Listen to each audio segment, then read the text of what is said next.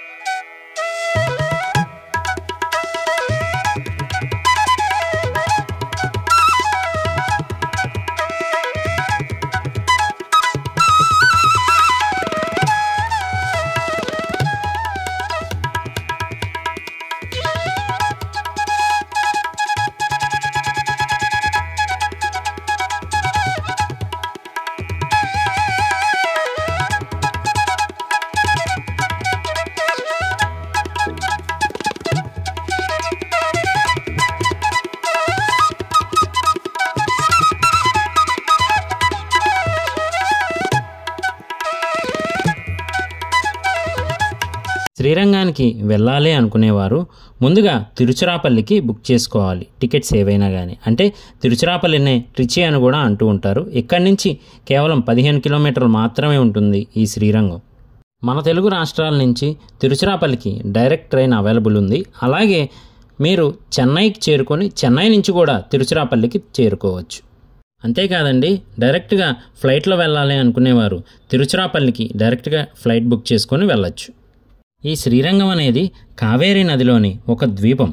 మనకి డైరెక్ట్గా శ్రీరంగానికి కూడా రైల్వే స్టేషన్ ఉంటుంది, కానీ అక్కడ అన్ని ట్రైన్స్ ఆగవు. మనకి తిరుచిరాపల్లిలో ఇక్కడే ఆగిన ట్రైన్స్ కూడా ఆగుతాయి. సో కుదిరినంత వరకు తిరుచిరాపల్లికి బుక్ చేసుకోవడానికి ట్రై చేయండి.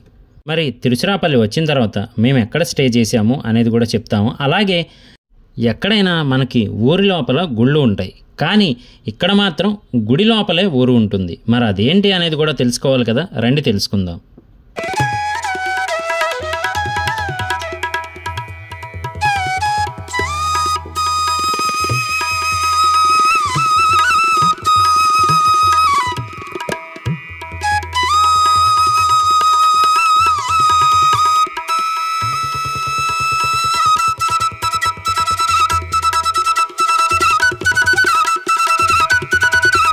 మేమైతే డైరెక్ట్గా మదురై నుంచి దిండిగల్ నుంచి పళని నుంచి తిరుచిరాపల్లి ఇలా అయితే ప్లాన్ చేసుకున్నాం అనమాట. అందులోనూ మేము తిరిగేది చాలా హార్డ్గా ఉంటుంది. అంటే 1/2 కిలోమీటర్ కానీ 1 కిలోమీటర్ 2 కిలోమీటర్ ఉంటే కనుక మేము నడుచుకుంటూనే వెళ్ళిపోతాం అనమాట. అంటే అక్కడ పద్ధతులు ఏంటి, అలాగే అక్కడ ఆహారపు అలవాట్లు ఏంటి, అవన్నీ కూడా గమనిస్తూ వెళ్తాం అనమాట. సో మేమైతే ఇక్కడ తిరుచిరాపల్లిలో దిగిన తర్వాత ఇదిగోండి చూస్తున్నారు కదా, ఇలా ఒక పెద్ద బంగ్లాలా అయితే ఉంది. ఆ బంగ్లానే హోటల్ రూమ్స్గా మార్చి అయితే అరేంజ్ చేశారు. బాగుంది, ఆ కాలంలో కట్టడం అని క్లియర్గా తెలుస్తూ ఉంది. సో ఇక్కడైతే మేము మొత్తం 5 మెంబర్స్కి గాను 1500 ఛార్జ్ చేశారు. రూమ్ కూడా బాగుంది. అక్కడంతా అయిపోయిన తర్వాత ఫ్రెష్ అయిపోయి మేమైతే మార్నింగ్ టెంపుల్కి వచ్చేయడం జరిగిందనమాట. ఇక్కడ మాకు ప్లస్ పాయింట్ ఏంటి అంటే మా బ్యాచ్లో తమిళ్ తెలిసిన ఆయన ఉన్నారు. సో లాంగ్వేజ్ పరంగా అయితే ఏ ఇబ్బంది పడలేదు. ఆయన డైరెక్ట్గా అందరినీ అడ్రస్ అడగడం కానీ లేదా బస్ టికెట్స్ అవన్నీ కూడా ఆయనే తమిళ్లో మాట్లాడైతే మొత్తం అన్నీ అరేంజ్ చేసాడనమాట.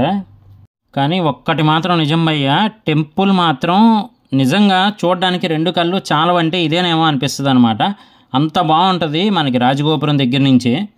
పైగా మీకు చూపిస్తూ ఉన్నాం కదా, వైట్గా ఉంది చూసారా, వెరైటీగా ఆ గోపురం ఒక్కటే వైట్గా ఉంది. మిగతా అన్ని గోపురాలు కూడా మనకి కలర్ఫుల్గా ఉంటాయి. మొత్తంగా ఈ ఆలయానికి 21 గోపురాలు అయితే ఉంటాయి. మీకు ఫస్ట్ అయితే ఇలా రాజగోపురం కనబడుతుందన్నమాట. శ్రీరంగం టెంపుల్ దగ్గరికి రాగానే ఈ రాజగోపురం ఎత్తే 239.5 అడుగులండి. అంతేకాదండి, మన భారతదేశంలోని అతిపెద్ద రాజగోపురం కూడా ఇదే అనమాట. నిజానికి ఈ గోపుర నిర్మాణాన్ని అచ్యుత దేవరాయల వారు మొదలుపెట్టారు. అయితే ఆయన మరణించడంతో ఈ నిర్మాణం మధ్యలోనే ఆగిపోవాల్సి వచ్చింది. మళ్ళీ ఈ నిర్మాణ పనులు స్టార్ట్ అవ్వడానికి 400 ఏళ్ళు అయితే పట్టిందనమాట. అప్పుడు అహోబిల మఠానికి 44వ జియర్ స్వామీజీ అయిన వేదాంత దేశికర్ ఈ రాజగోపుర నిర్మాణాన్ని పూర్తి చేశారు. మరి శ్రీరంగం యొక్క విశిష్టత చరిత్ర తెలుసుకోవాలి కదా, రండి తెలుసుకుందాం.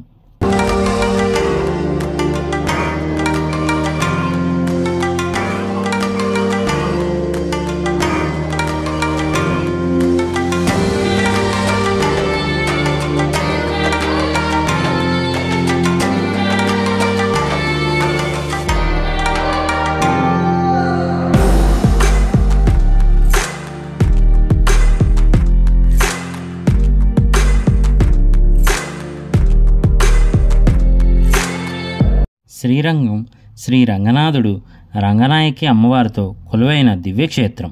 శ్రీ మహావిష్ణువు వారు స్వయంభూగా వెలిసిన 8 దివ్యక్షేత్రాల్లో మొట్టమొదటిది ఇదే.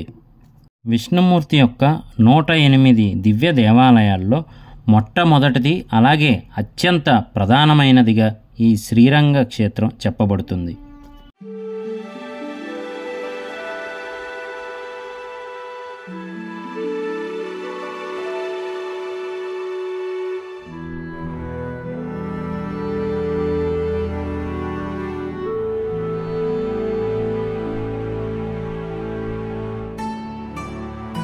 ఈ 108 దేవాలయాలను దివ్య దేశాలు లేదా దివ్య తిరుపతులు అని పిలుస్తారు. ఈ 108 ఆలయాల్లో ఎక్కువ ఆలయాలు తమిళనాడులోనే ఉన్నాయి. మన తెలుగు రాష్ట్రాల్లో కూడా 2 ఆలయాలు ఉన్నాయి. అవి ఏమిటి అంటే, ఒకటి తిరుమల, రెండవది అహోబిలం. నిజానికి ప్రపంచంలోకెల్లా పూజలు జరుగుతున్న అతిపెద్ద విష్ణుమూర్తి దేవాలయం ఇది ఒక్కటే. కంబోడియాలో దేవాలయం ఉన్నప్పటికీ అది కేవలం ఇప్పుడు పురాతన కట్టడంగా మాత్రమే ఉంది. అక్కడ ఎటువంటి పూజలు జరగడం లేదట. కానీ ఈ శ్రీరంగంలో మాత్రం నిత్యం పూజలు, దీప నైవేద్యాలు అన్నీ జరుగుతూ ఉంటాయి. భూలోక వైకుంఠం, పెరియార్ కోయల్ అని చెప్పి పిలుస్తూ ఉంటారు. ఈ ఆలయం పూర్తిగా దాదాపు 157 ఎకరాల్లో విస్తరించి ఉంది. అంతేకాదండి, ఈ దేవాలయం చుట్టుకొలత 4 కిలోమీటర్లు ఉంటుంది. ఈ ఆలయం 7 ప్రాకారాలతోనూ 21 గోపురాలతోనూ దేదీప్యమానంగా విరాజిల్లుతోంది. ఇక ఈ ఆలయం యొక్క స్థల పురాణం విషయానికి వస్తే, సూర్యవంశానికి చెందిన ఇక్ష్వాక మహారాజు బ్రహ్మదేవుని కోసం తీవ్రమైన తపస్సును ఆచరించారు. అయితే ఆయన భక్తికి మెచ్చిన బ్రహ్మదేవుడు ఆయన ఎంతగానో ఆరాధిస్తున్న శ్రీరంగనాథ స్వామి వారిని ఆ ఇక్ష్వాక మహారాజుకు ప్రసాదించాడు. అయితే ఇక్ష్వాక మహారాజు నుంచి ఆ వంశం తరువాతి తరం వారందరూ శ్రీరంగనాథ స్వామిని పూజిస్తూ వచ్చారు. అది మన రామచంద్రమూర్తి వరకు వచ్చింది. అయితే రావణాసురుడి తమ్ముడైన విభీషణుడు రావణాసురుడు చేసే ఆ ఘోరాలను చూడలేక హితబోధ చేస్తాడు. నువ్వు తమ్ముడివి, నేను సకల శాస్త్ర కోవిదుడిని, నువ్వు చెప్పింది నేను వినడమేంటి అని ఆయన చెప్పిన మాటని పెడచెవని పెడతాడు. అయితే విభీషణుడు తరువాత శ్రీరామచంద్రమూర్తిని కలవడం జరుగుతుంది. రావణాసురుణ్ణి శ్రీరాముల వారు వధించిన తర్వాత విభీషణుడు శ్రీరాముల వారితో అయోధ్య చేరుకుంటారు. శ్రీరామ పట్టాభిషేకం తరువాత విభీషణుడు శ్రీరాముల వారిని విడిచి ఉండలేక అలా అని తిరిగి లంకకు వెళ్ళలేకపోయారు. అయితే అది తెలుసుకున్న శ్రీరాముల వారు ఆయనకు బదులుగా తరతరాలుగా పూజిస్తున్న శ్రీ రంగనాథ స్వామి వారిని విభీషణుకు ప్రసాదిస్తారు. అయితే రాముల వారికి బదులుగా రంగనాథ స్వామిని ఆయనతో పాటు పంపించడం జరుగుతుంది. అప్పుడు విభీషణుడు సంతోషముగా రంగనాథ స్వామి వారిని తీసుకొని బయలుదేరడం జరుగుతుంది. అయితే సరిగ్గా కావేరీ నది దగ్గరికి వచ్చేపాటికి సాయం సంధ్యా సమయం అవుతుంది. అప్పుడు విభీషణుడు రంగనాథ స్వామి వారిని నది ఒడ్డున ఉంచి వెళ్ళి సాయం సంధ్యా సమయాన సంధ్యావందనం చేసి తిరిగి వచ్చారు. అయితే విభీషణుడు వచ్చి చూసేసరికి రంగనాథ స్వామివారు ప్రణవాకార విమానములో అక్కడే ప్రతిష్ఠ కావడం చూసి ఆశ్చర్యపోయాడు. అలాగే ఎంతగానో విచారించాడు. అప్పుడు ఆ కావేరీ నది ఒడ్డు ప్రాంతాన్ని పరిపాలిస్తున్న చోళమహారాజు అయిన ధర్మచోళుడు విభీషణ్ణి ఓదారుస్తాడు. అతని అనుమతితోనే ఆ విగ్రహం ఉన్న చోట ఆలయాన్ని నిర్మిస్తాడు. విభీషణుడి కోరిక మేరకు స్వామివారు దక్షిణ దిక్కున అంటే లంక ఉన్న వైపు తిరుగుతారు. ఇప్పుడు చూస్తున్నారు కదండి, ఈ గోపురం వరకు మన వెహికల్స్ అన్నీ వస్తాయి. ఈ గోపురానికి ఎడం పక్కనే చెప్పుల స్టాండ్ అవి ఉంటాయి. ఇక్కడ మనం చెప్పులు, ఫోన్లు పెట్టేసి లోపలికి వెళ్ళొచ్చు. నిజానికి ఫోన్లను ఎవరు ఆపడం లేదు, తీసుకువెళ్ళొచ్చు. కొన్ని చోట్ల మాత్రం వీడియోలు తీయకూడదు. మీకు ఇందాక చెప్పాను కదండి, అన్ని గోపురాలు ఒకలా ఉంటే సపరేట్గా ఒక గోపురం మాత్రం తెల్లగా ఉంది, దానికి ఒక చరిత్ర ఉంది, చెప్తాను అని. సో ఇప్పుడు మనం అక్కడికే వెళ్ళబోతున్నాం. పదండి, చరిత్ర తెలుసుకుంటూ వెళ్దాం. అయితే ఈ గోపురాన్ని వెల్లాయి గోపురం అంటారు. చూస్తున్నారు కదండి, ఇదే ఆ గోపురం. నిజానికి ఈ గోపురం ఇలా తెల్లగా ఉండడానికి చాలా పెద్ద చరిత్రే ఉంది. మరి అదేంటో తెలుసుకుందాం రండి. 1323 సంవత్సరంలో ఢిల్లీ సుల్తాన్లు ఈ శ్రీరంగం గుడి మీదకి యుద్ధానికి వచ్చారు. అయితే ఇక్కడ అప్పుడు దాదాపు 13,000 మంది వైష్ణవులు అడ్డుపడడంతో వారందరినీ తెగనరుక్కుంటూ వచ్చారు. ఆలయాన్ని చాలా వరకు ధ్వంసం చేసి ఈ ఆలయంలో ఉన్న బంగారం, వెండి, రత్నాలు, వజ్రాలు మొదలైన వాటిని కొల్లగొట్టారు. అదే సమయంలో ఇక్కడ ఉన్న నమ్ పెరుమాల్ విగ్రహాన్ని వాళ్ళ నుంచి రక్షించడానికి ఈ ఆలయ అర్చకులైన పిల్లాయి లోకాచారి ఆ విగ్రహాన్ని తీసుకొని మదురై వెళ్ళడానికి ప్రయత్నించారు. అంతలా ఆ విగ్రహంలో ఏముంది అంటే, ఆ స్వామివారి విగ్రహం స్వచ్ఛమైన మేలిమి బంగారంతో తయారు చేయబడింది. అయితే ఆ ఢిల్లీ సుల్తాన్లు ఈ ప్రధాన అర్చకుల వారిని ఎక్కడ చూస్తారో అని అక్కడున్న దేవదాసి అయిన వెల్లాయి తన నృత్యంతో ఆ ఢిల్లీ సుల్తాన్లోని ప్రధాన కమాండర్ని ఇక్కడ వరకు తీసుకువచ్చి ఈ గోపురం మీద నుంచి తోసి చంపేసింది. ఆ తరువాత ఆవిడ కూడా రంగనాథ స్వామిని మనసులో తలుచుకొని పైనుంచి కిందకు దూకి ఆత్మహత్య చేసుకుంది. ఆ రకంగా ఆవిడ స్వామివారిని కాపాడుకోగలిగింది. అందుకని ఆవిడ త్యాగానికి గాను ఈ గోపురానికి తెల్ల రంగు వేసి ఉంచుతారు. అంతేకాక ఆవిడ త్యాగానికి గాను ఈ గోపురాన్ని వెల్లాయి గోపురంగా పిలుస్తారు.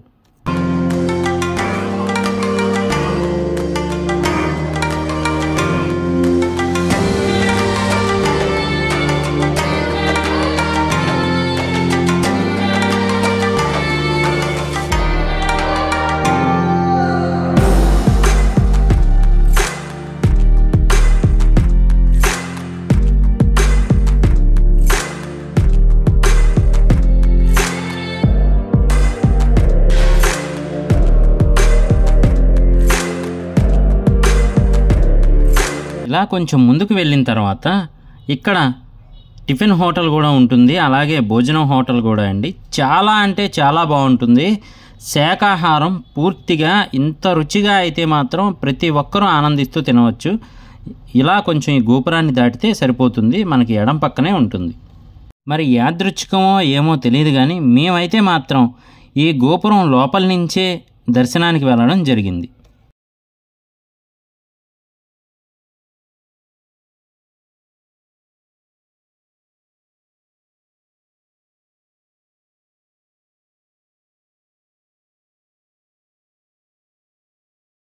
చూస్తున్నారు కదండి, ఇదే రంగనాథ స్వామివారి ఆలయం. అదేనండి ప్రధాన గర్భాలయం.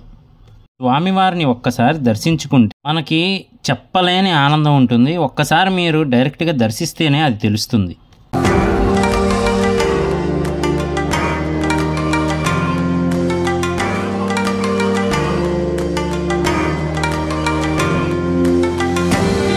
చూశారు కదండి స్వామివారు ఎంత అద్భుతంగా ఉన్నారో. అయితే ఇక్కడ విశ్వరూప దర్శనం అని ఉంటుందంట. అది తెల్లవారుజామున 4:30కి వచ్చినట్లయితే గనక మనకి విశ్వరూప దర్శనం అనేది జరుగుతుంది అని చెప్పారు. మేము అక్కడికి వెళ్ళడం ఫస్ట్ టైం అవడం వల్ల మేమైతే వెళ్ళలేకపోయామన్నమాట. మీరు కుదిరితే గనక ఎర్లీ మార్నింగ్ దర్శనానికి వెళ్ళడానికి ట్రై చేయండి, చాలా బాగుంటుంది. అలాగే ఆ తర్వాత మేము ఇక్కడి నుంచి ఇదే ప్రాంగణంలో ఉన్న శ్రీ రామానుజాచార్యుల వారిని దర్శించుకోవడానికైతే వెళ్ళామన్నమాట. ఇక్కడ విశేషం ఏమిటి అంటే, ఆయన పరమపదించి 850 సంవత్సరాలు దాటుతున్నప్పటికీ కూడా ఆయన శరీరం ఇప్పటికీ అలాగే తేజోమూర్తి మనకి దర్శనం ఇవ్వడం జరుగుతుంది. నిజానికి ఇప్పుడున్న రోజుల్లో ఎవరైనా చనిపోతే కొన్ని రోజులకి ఆ దేహం పాడైపోవడం జరుగుతుంది, కానీ ఇన్ని వందల సంవత్సరాలు అవుతున్నప్పటికీ ఆయన మాత్రం అలాగే ఉండడం చాలా అద్భుతం అనే చెప్పాలి. ఆయన అలా పద్మాసనంలో ఉన్నప్పుడే పరమపదించడం జరిగిందట. అప్పటి నుంచి ఆయన దేహానికి వివిధ రకాల లేపనాలను పూసి అలా ఉంచుతారు. అంతేకాక ప్రతి ఏటా ఆయన దేహానికి ఒక ఉత్సవం నిర్వహిస్తారు. ఆ సమయంలోనే కర్పూరం, కుంకుమ పువ్వు కలిపిన లేపనాన్ని ఆయన దేహానికి రాస్తారు. ఈ సాంప్రదాయం కొన్ని వందల సంవత్సరాలుగా జరుగుతూ ఉంది. అందువల్లనే మనకి రామానుజాచార్యుల దేహం ఎర్రగా విగ్రహంలా మెరుస్తూ కనబడుతుంది. అంతేకాక ఇక్కడే మనకి గరుక్మంతుల వారు కూడా దర్శనమిస్తారు. తప్పకుండా దర్శనం చేసుకోండి, చాలా బాగుంటుంది గరుక్మంతుల వారి స్వరూపం. అంతేకాక ఇక్కడ మనకి ఆలయం బయట ఇలా ఒక పెద్ద మండపం అయితే కనబడుతుంది. ఇక్కడ ఉన్న ఆర్కిటెక్చరింగ్ వర్క్ కానీ ఇదంతా చాలా అంటే చాలా బాగుంటుంది. అస్సలు మిస్ అవ్వకండి. ఫ్యామిలీతో వచ్చిన వాళ్ళైతే అసలు మిస్ అవ్వకండి.